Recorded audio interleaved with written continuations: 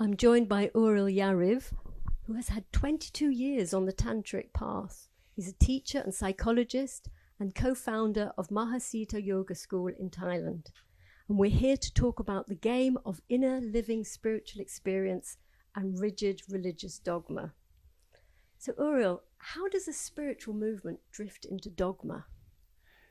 You see, the most intense, most sought for, the most meaningful, the thing that makes it all make sense, the whole human existence, all of human suffering, all of human striving, all the pain, life, birth, death, relationship, the one key that makes it all make sense is the profound mystical experience of all traditions. And when an individual, and later a group, has repeatedly, and even in a stable way, that experience, they become extremely attractive. Everybody wants that. Yeah, more than people want bread and circus. They want that heart experience.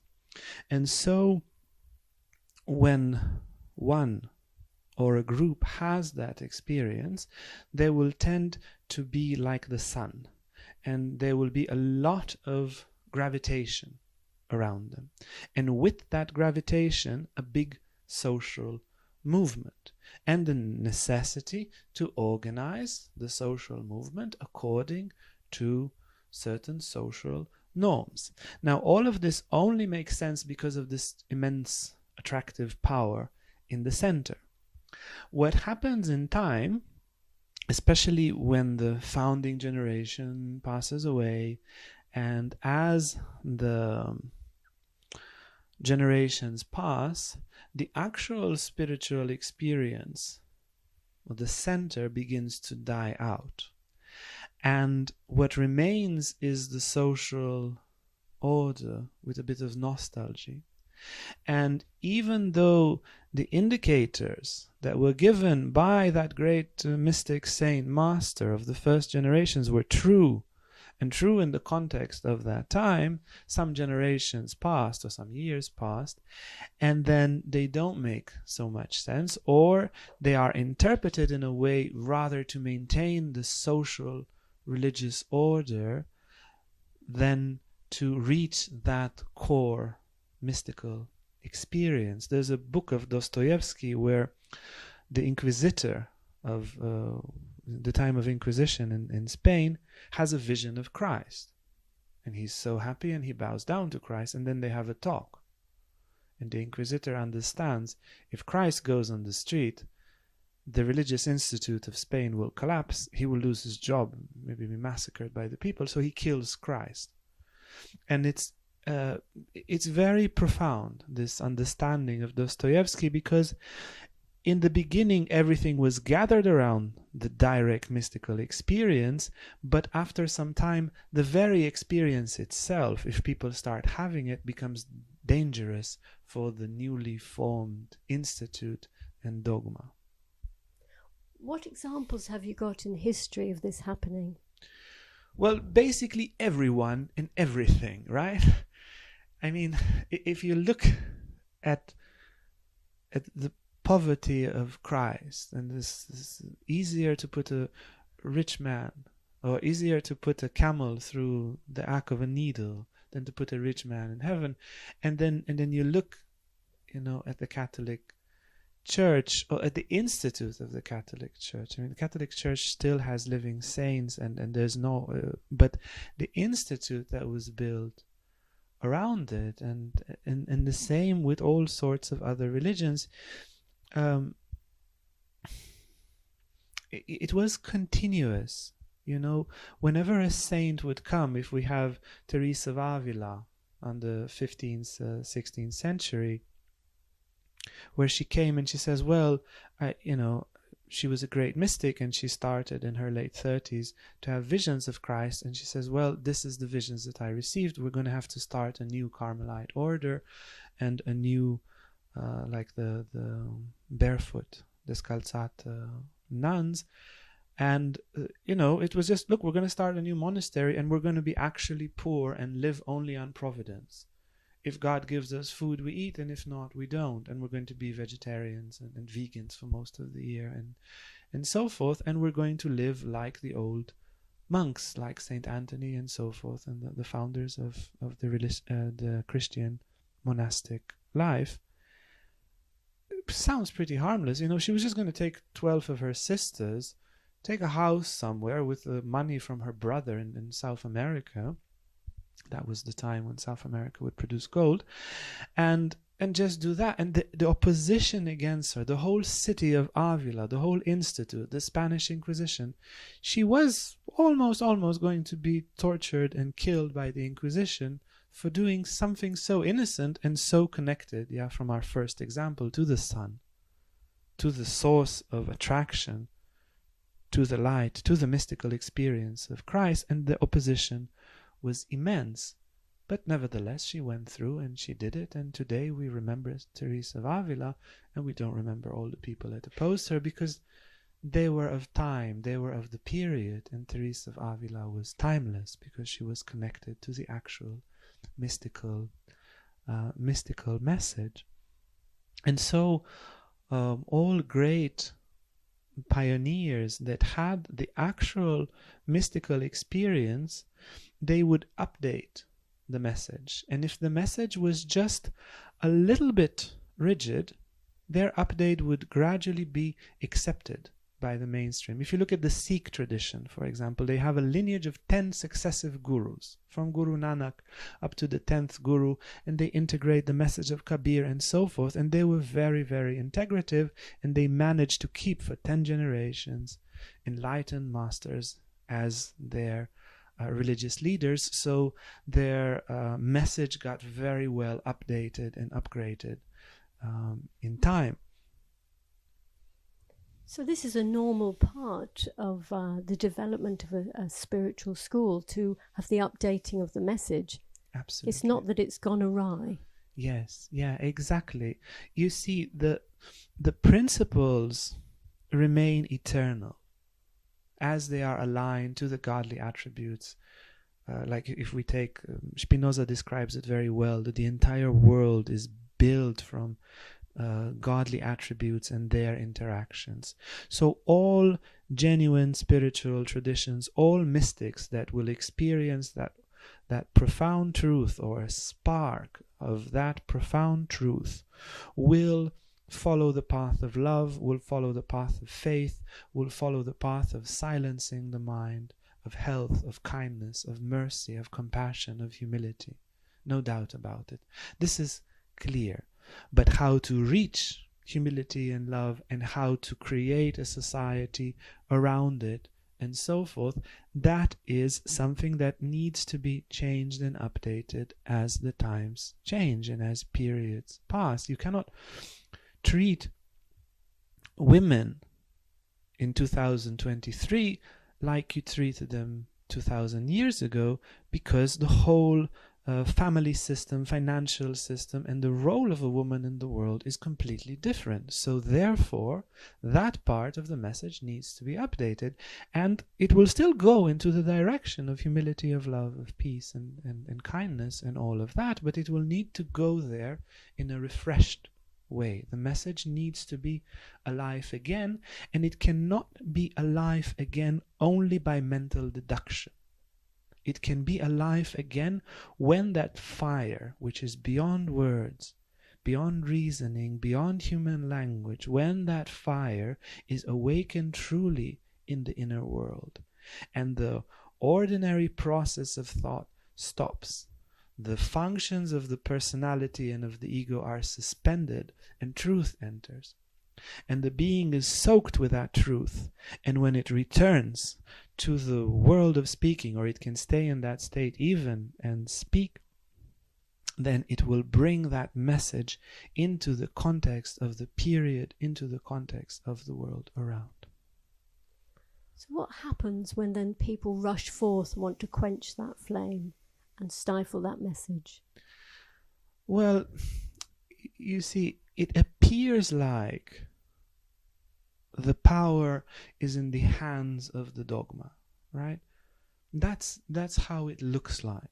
The people that have the dogma, they have the money, they have the institutes, they have the government and the judges and the rich people and so forth. They are with the prince of this world. They are, and it appears like they have the power, but actually their power is very temporal and very fragile. And these few mystics and few spiritual seekers, they are actually connected to an eternal thread. And even they appear to be losing all the time, like the Christian martyrs. What chance did they have against the Roman Empire? But who won in the end? The Christians over the Roman Empire. They won by dying. They won through non-violence. They won through not fearing death. They won through kindness, through mercy, through humility, by giving themselves. But it was a knockout win. And it is embedded. It is without a doubt that the triumph will always be for that which is eternal over that which is temporal. And it makes the game somehow, it makes the drama in this dark age of Kali Yuga, it makes the drama somehow more complex, more sweet, that it always looks like you will lose on the earthly front, but you will always win the heavens and win eternity by following these principles and this inner mystical experience. So bringing us up to 2023 and this school, what are the dangers that dogma might represent in this school? Yeah, you see, we are somehow in the founding generation, yeah? So the teachings of the school started roughly 1970, 1972 with small groups. And they only became big around 89 or 90. And the process is very quick and very natural for the teachings to decay or to drift into dogma, and they need to be constantly refreshed by having again and again more and more people that have a direct spiritual experience. So the drifting into dogma is not something that can be, let's say, completely avoided, as you cannot completely avoid having your house dirty or having your house with dust. You cannot just seal it like an operation room. You live in that house. So dogma will enter and it needs to be cleared out. What is it cleared out with? By enough people having the direct experience of mystical love, of mystical faith, of mystical humility, of transcendence, connection again and again with these godly attributes, which would lead to the right discernment. Yeah, again, godly discernment. And then enough people will see constantly this is dogma, and they will clear it out. And I feel this is the idea and what is special about this school, which again you can find it. I mean, the founding generations of Christianity, there were giants. I mean, the disciples could raise the dead. You know, Peter could raise. I mean, they were extraordinary, and they were just confused disciples that just a few weeks earlier denied Christ and ran away. But nevertheless, you know, they bounced back. Yeah, they returned. So the idea is that if enough people have the mystical experience, they are fresh and awake enough to see how from that mystical experience, naturally, the mind, I don't know if naturally, maybe naturally is not the best word, but there's like a mental crust of dogma. And it's like when you have your milk and it gets this, you just need to continue mixing the milk, and then it will not have this kind of crust on the top. And the mixing is the returning again and again to the direct experience. So how can you encourage students to come with that in mind, to focus on the direct experience and not simply come for the intellectual content? Yeah, well, they come for the intellectual content and they come for the social example. You see, since many people have such experience in the school, there is many of the teachers and then senior students, they themselves become very charismatic and attractive, and some people, they just want to be around that, and that becomes a dogma, a personality cult, and so forth. And somehow the direction needs to be, you return to your practice and you return to the attitude with which you live life. You see, when an organization starts promoting people because they kiss up, because they donate money, because they have rich and powerful friends, because they can promote the worldly side of the organizations, and they step up in the hierarchy of an organization, that organization will eventually become lifeless and dogmatic. Let's say what keeps an organization alive is that it's hard enough, or it's challenging enough, and it requires aspiration to actually practice, to actually put many hours of yoga, of meditation, of prayer, and to actually live with this attitude of humility, of peace, of kindness, of mercy. And with that, live your life. And like this, you can, let's say, go up the ranks. And then the people that are making the decisions, the people that give a direction, they are genuine practitioners. They are genuinely walking the spiritual path, and they provide that example. And when students come and they say, oh, I adore you and I want to kiss up to you and serve you and so forth, to be close to you and close to this light, the correct orientation of such a teacher would be, instead of directing this energy to me, direct that energy towards you, because you are searching for something that is within you. Do so-and-so practice. Work on so-and-so attitude. Be honest in this way and kind in this way, and work on that side inside where it's more contracted, and so forth. And like this, by constantly directing and redirecting both the teachers and the students towards transformation through practice, through self-reflection, through a shift of attitudes, the whole system becomes alive. And that people are alive not because of or let's say people are respected and give a direction not because of the position that they are in, but because of the genuine spiritual light that they have inside. So the teaching coming from the teachers is coming directly from source. Yeah, exactly.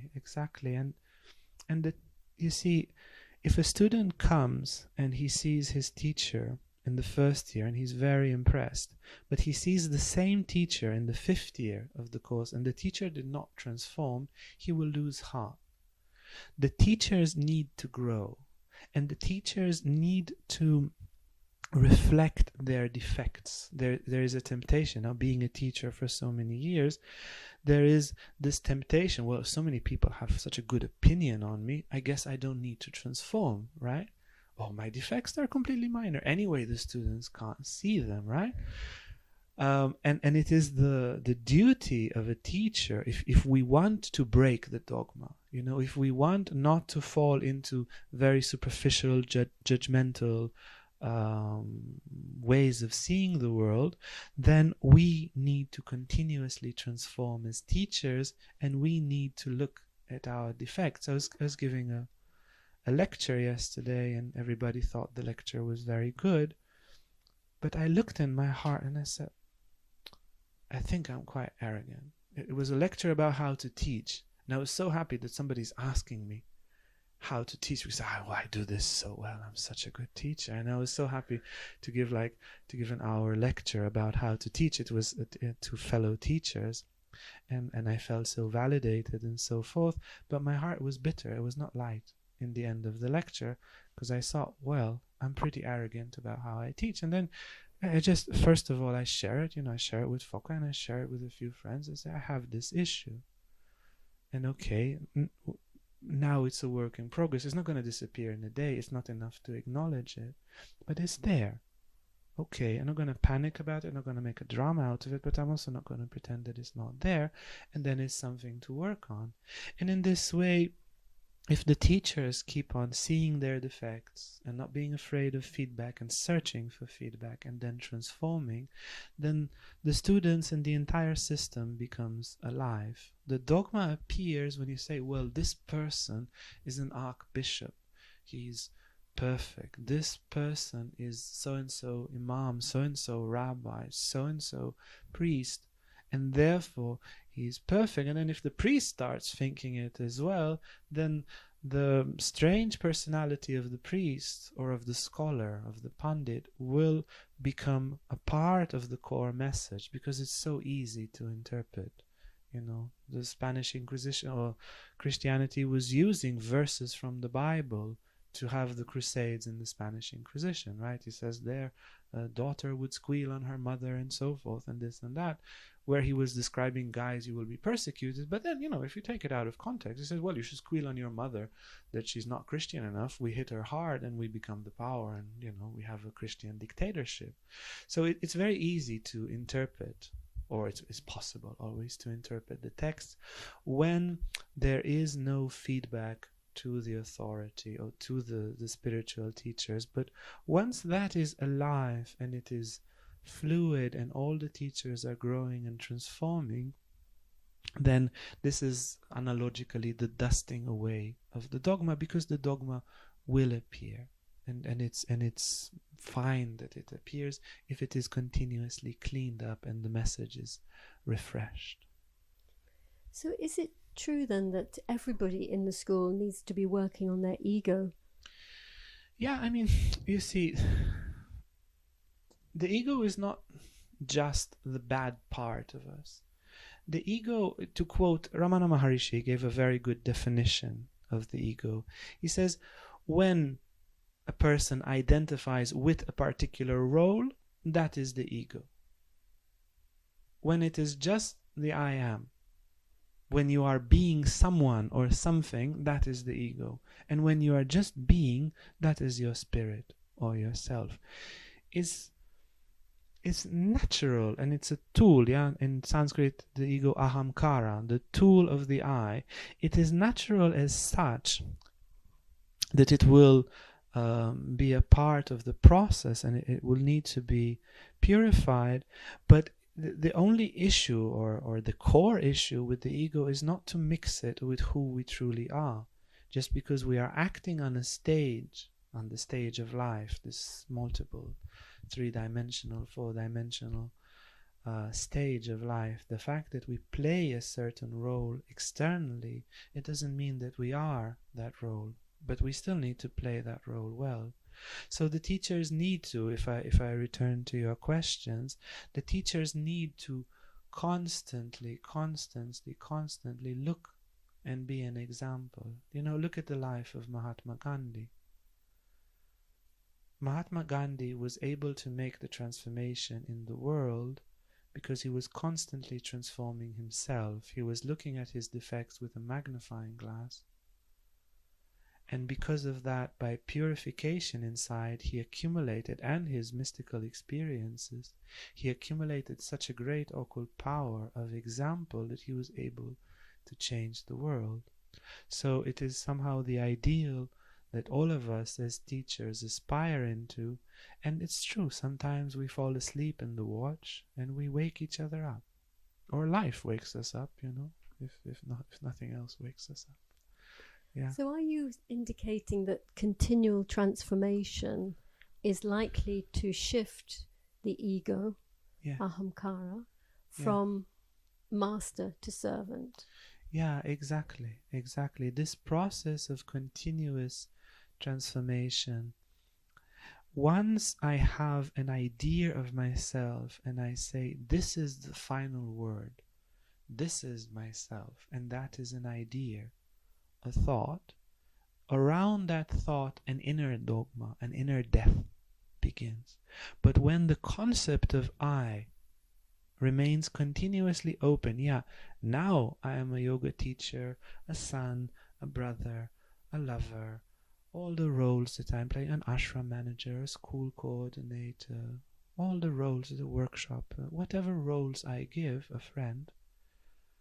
But it is something in progress. Today I am this and tomorrow I don't know.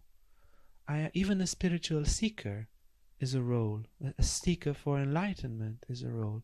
But even that role is just a temporary role. It's a game. It's a speculation that I have about myself. You see, when the concept of I, of who I am, remains fluid, it doesn't get rigid, it's not the final word, it's a work in progress. I am exploring into my nature. It's not that I know rigidly. Then I am open. I am an open system. I don't know in the sense of formal knowledge who I am. I have a profound feeling of I, which is beyond all my definitions of I.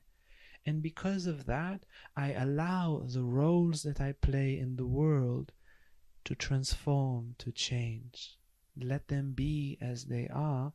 And therefore, the ego doesn't squeak with life. It's like a nicely oiled door. You just open and close when it's needed. When the concepts are rigid, it's very rusty, everything, and it becomes lifeless. Well, I can say that when I first came into school, I was actually looking for some truth. And I partly thought that would be in rigid concepts. I was looking for the way. Yeah. And I came with my idea of myself, which was not one of continuous transformation. It was, this is who I am, and I like who I am. And I just want to graft onto that story the truth. And that's what I've come here for. And of course, I learned fairly quickly, no, that's not the way. Because if I bring my ego into a spiritual school and my ego is already a dictator, I'll be looking for a dictator in that school. Yeah. And I will then be reinforcing anything that is slightly dogmatic about that school. Yeah, exactly. Yeah. And when such people come to the school and they search for just give me something very rigid, they are very disappointed. It says, no, you got to look inside and have that experience, which it is by definition undefinable, beyond words, and yet very concrete, very objective, very intense, and all sorts of flavors, many spiritual experiences, but only from there. You see, once that rigidity or this kind of inner dictator or this personality comes, we tend very almost inevitably to judge others according to that. Say, well, when sometimes people come to the school and they say, well, why isn't everybody practicing? Why are they watching television and not meditating? Why are they sitting in front of the screen all day rather than to do some yoga? Why are they, so fat and unhealthy? And there is this natural tendency to judge. It says, well, I can't see how my way is not the truth and their way is not a lie. And again, it is the tendency to have the heart rigid, and it's a very delicate game, because that non-verbal transcendental experience is indeed truth in all its colors and all its, it has levels and levels and all sorts of different flavors, but it is indeed truth. And in front of it, indeed, everything looks false. But as soon as we verbalize it and we define it, and words tend to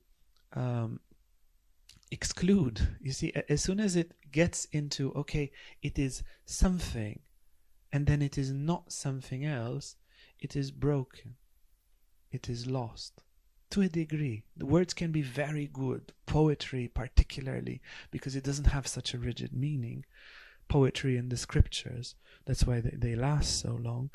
But as soon as it enters and reflects into the mental process, and then from the mental process it reflects then, and the mental process reflects itself and it goes down, then we will tend to get even more judgmental and even more rigid. And it is, I see it in myself. Yeah, we're not just speaking about people from outside this little room here, but I see it in myself, and I see how this certainty, which is a certainty, and it is really the only certainty, when it is kidnapped inattentively by the mind, it becomes very judgmental and very rigid.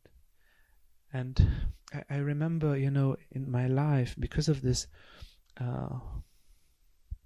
great thirst to practice more and to return again and again and again to such experiences, everything that would stand in my way, I would just bulldozer and smash. I'm a Scorpio, yeah. It would just, how dare you, disturb my practice or take the time of my practice.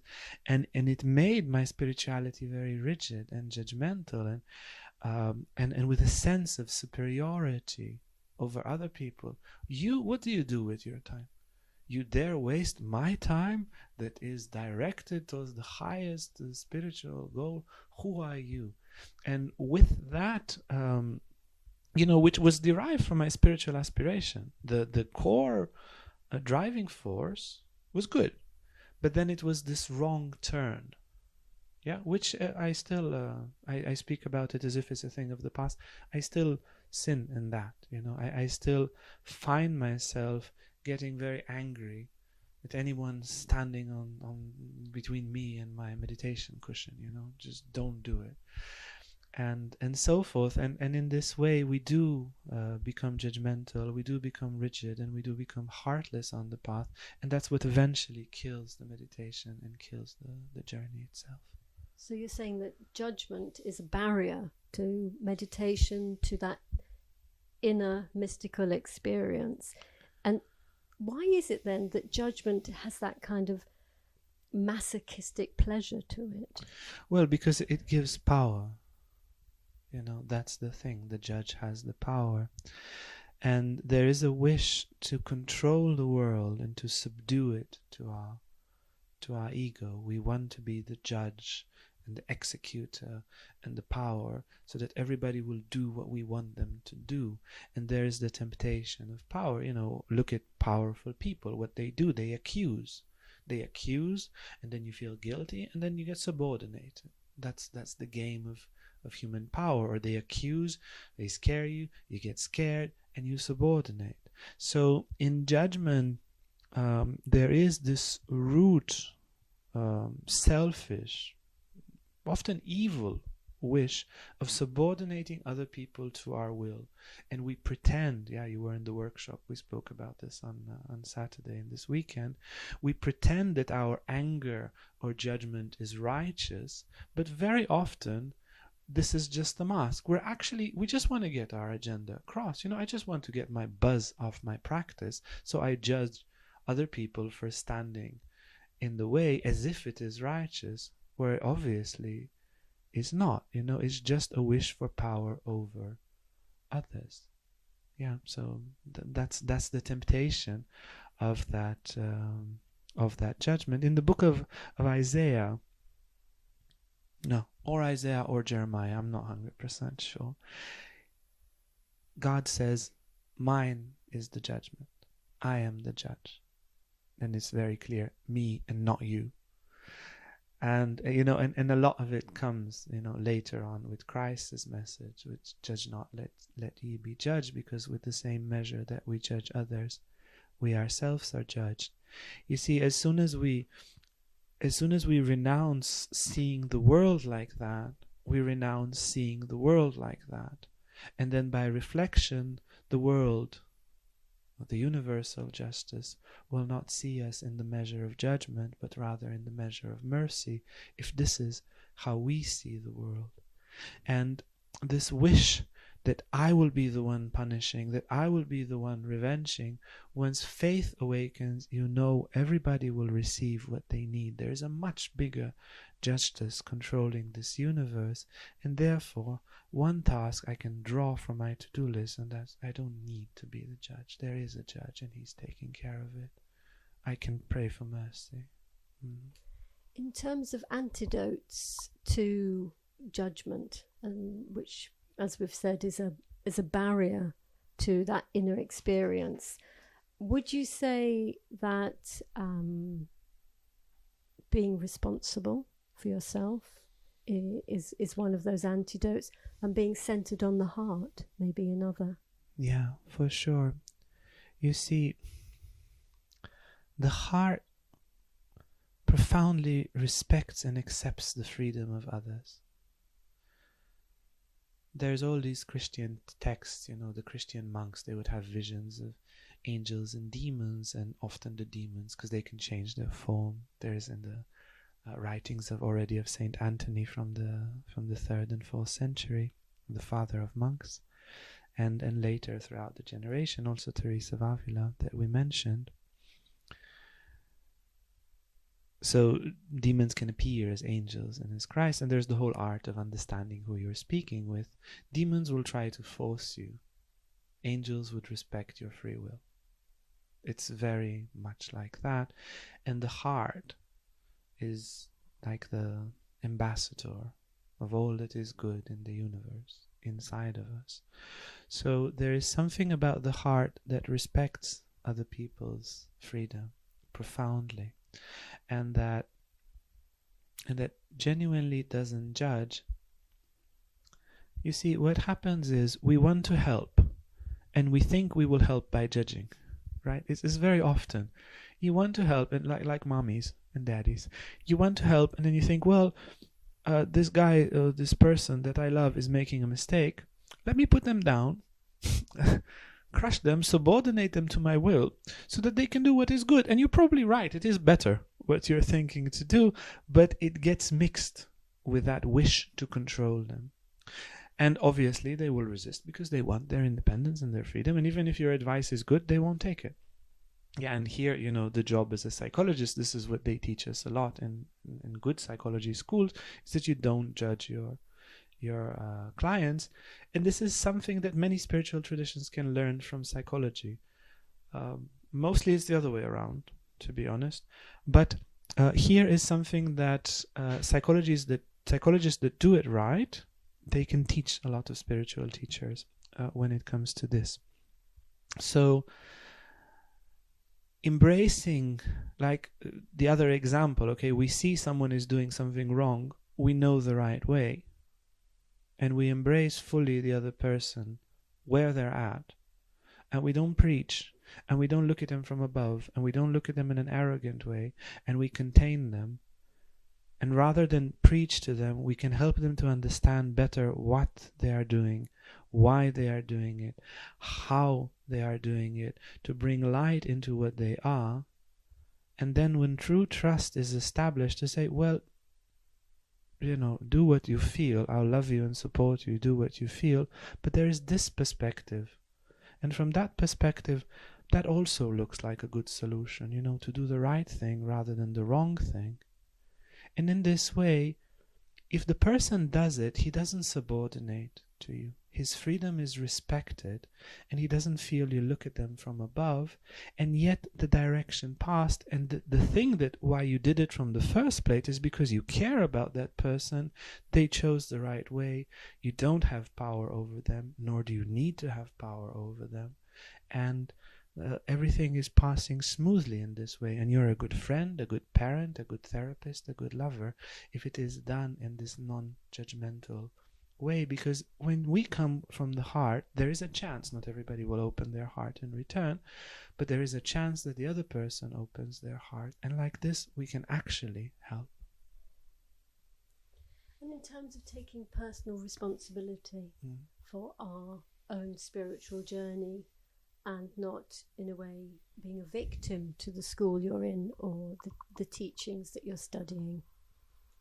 Yeah, it's very much about that, People consider that a spiritual organism is like a social organization. Well, now I'm the minister. I can do whatever I want. I just need to be here a few days and I get pension for the rest of my life. Everybody do what I tell them. And people consider that it's the same in a spiritual school. You have a position, you made some effort to get to that position, and then you park. There we are. And you open your little cabin. No, you climb the mountain. You continue and you assume responsibility. You see, there is this tendency in people when they admire another person to say, okay, then I stop taking responsibility for my own actions. Somebody can decide for me. Some people hate making decisions, and then say, okay, somebody will decide for me. This is a charismatic person. My friends, they all consider him charismatic, and so I will stop taking responsibility for my life and let that person take responsibility. And they normally imagine a kind of trade, a kind of unwritten pact which is not there. Well, you take responsibility, and if anything goes wrong, I give you the responsibility. You never, suggested to take it. And then if anything goes wrong, it's your fault. Yeah, and this is like I've seen it happen in many spiritual organizations and in many spiritual schools. There is this lack of assuming of our own place and our own responsibility, and the image that is given correctly in the spiritual tradition is that of mountain climbers and a mountain guide. We walk next to each other. There's not that you have somebody carrying you on the back. This is the spiritual path. You go on your teacher's back. He carries you to the top of the mountain. He puts you there and his back is broken and you're lazy and fat because you've done nothing on the path. No, you walk together and you make your sacrifices. And when you make mistakes on the path and life goes bad and you've made mistakes, it's your responsibility. And then, when you make mistakes in your job and you're fired, it hurts. When you make relationship mistakes and you break up or you have a lot of relationship tensions, it hurts, and so forth. And so on the spiritual path, you make mistakes, you practice in the wrong way, you practice with the wrong attitude, you volunteer with the wrong attitude, you do all these things. It hurts. But it hurts because I have done this and that wrong, and that's just that. So it's a continual feedback from the universe, continual reflection to be aware of, and that's part of the teaching as well. That's part of the learning. Exactly. And you mentioned the term of continuous transformation. That's the thing. The teachers have continuous transformation to burn away the dogma, and the continuous transformation will hopefully reach the students that actually want to work and engage, and then they purify all these tendencies and lack of responsibility from inside by continuously transforming and assuming this responsibility. I'm on this path for 22 years. And I've seen, I don't know how many, we're a few thousand in this school, and I've seen a great number of practitioners from different spiritual schools. And people transform normally in the first year and the second year to a degree, and then they tend to park a big portion of them. And after a while of parking, their credits go off, and then they start to blame the path, because they actually stop transforming. And the people that I see now after 22 years that are blossoming are people that just continuously transform. They continuously reflect, what can I do better? How can I practice deeper? How can I have more aspiration, more faith, more time to practice? How can I transform this attitude, that attitude? They look at their defects, they get feedback, and they purify, and again and again and again. If you do that, instead of doing it 1 or 2 years and then parking for 10 years, if you do that for 10, 15, 18 years continuously, and you go on retreats and you make your relationships better and your love relationships better and so forth, then after 15, 18 years, some of these people that I've seen, in 2002, 2003, 2004, today they are extraordinary. I had a roommate my God, he was such a dork, such a nerd. I loved him from, from the beginning, and we were good friends, but he was so weak as a man, and no woman would look at him and so forth. But in 20 something years he became just a giant, like a real spiritual giant, a masculine giant, a giant of purpose, a real source of inspiration, because he just kept going like that turtle in the with the rabbit. He just kept going, and he became more and more extraordinary as the years passed. So, final question. Purification of the energies is an important part of tantric teachings, and you were just talking there about burning up the energies, going on retreats, doing your practice, having a tapas, a regular tapas. Can you talk a little bit more about that, about how it really is an important part of the tantric path?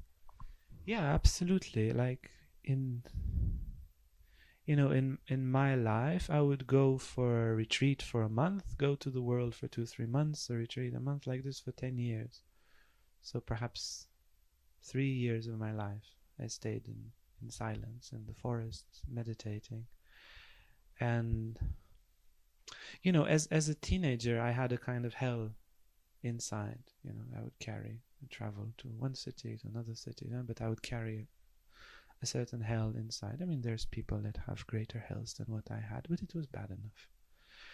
And it was, through burning 10, 12 hours a day of practice and meditation and going through it. And you spoke of responsibility, you're alone there in the forest. There's nobody made me suffer. I'm here for a few weeks. It's just my own mental impurities, my own subconscious impurities, and you just sit there in the fire until there's good ashes. And there are, very specific techniques and mantras and meditations, one for purifying anger, another for purifying fear, another one for purifying lust, another one for purifying pride, and so forth, and just to continuously bring very beneficial energies instead. So yeah, it is of the paramount important. And also we didn't mention much, but also the erotic side, and learning to move from the gross sexual way of being, which keeps the subconscious trapped in shame and selfishness. And this is like, what do you think about mostly? You think about your love life. You think about it so much, your love life and purpose.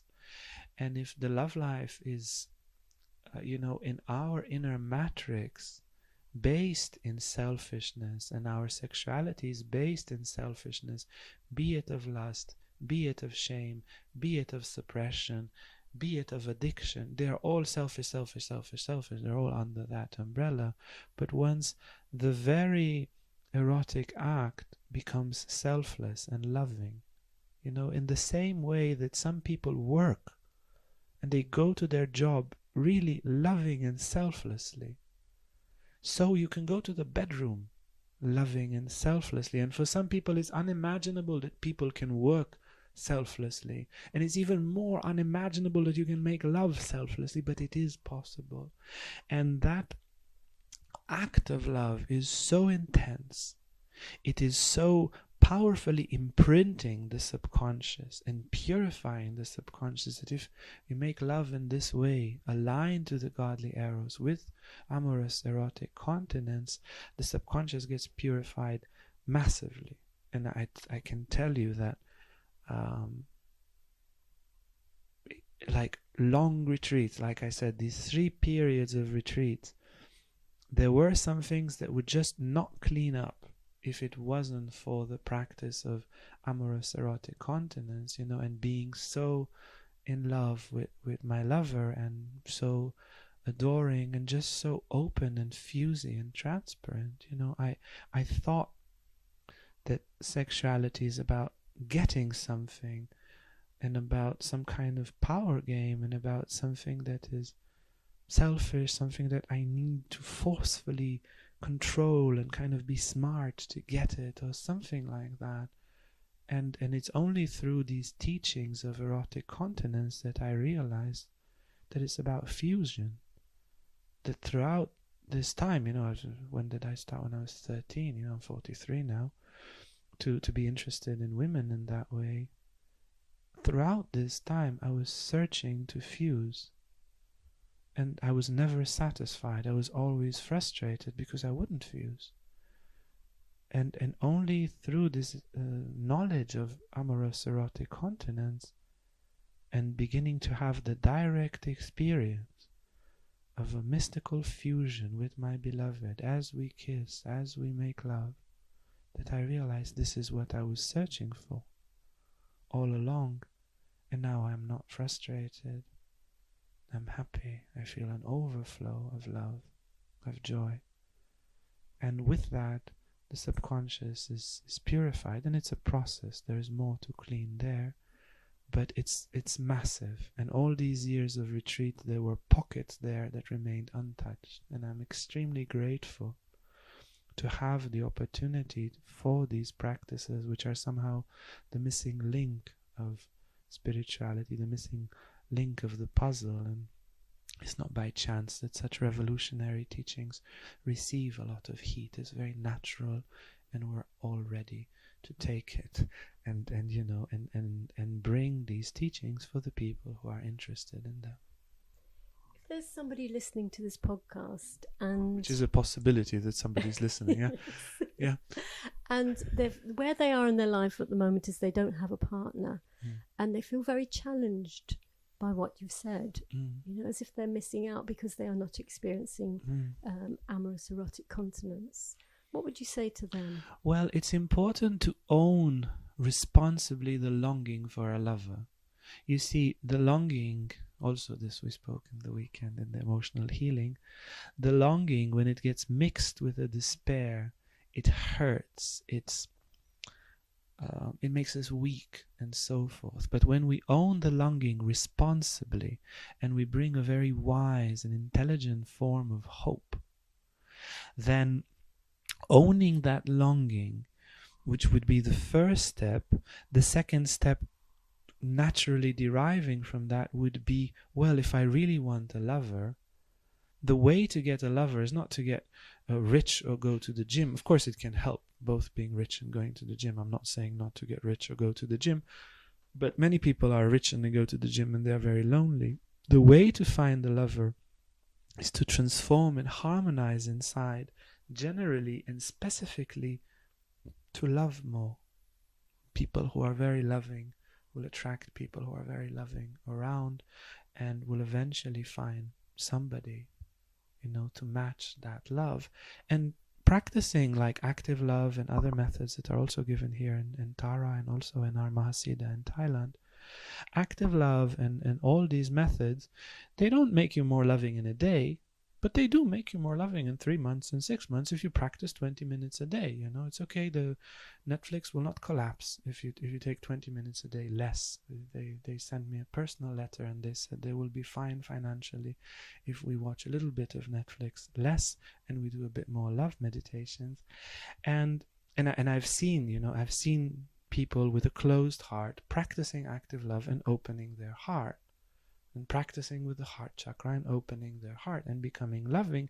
And once you become loving, not in a day, but almost inevitably, you will find the lover.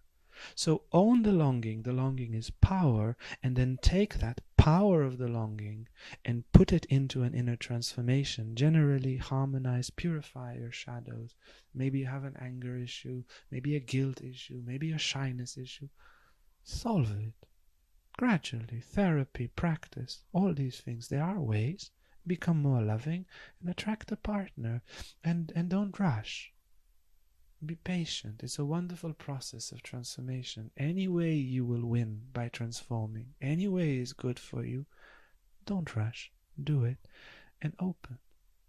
Yeah, when people feel contracted around it, it's because the longing hurts. And if the longing hurts, it means it's mixed with despair. When the longing is mixed with hope, it doesn't hurt. Even if we don't have it, but we have genuine hope to receive it, it doesn't hurt.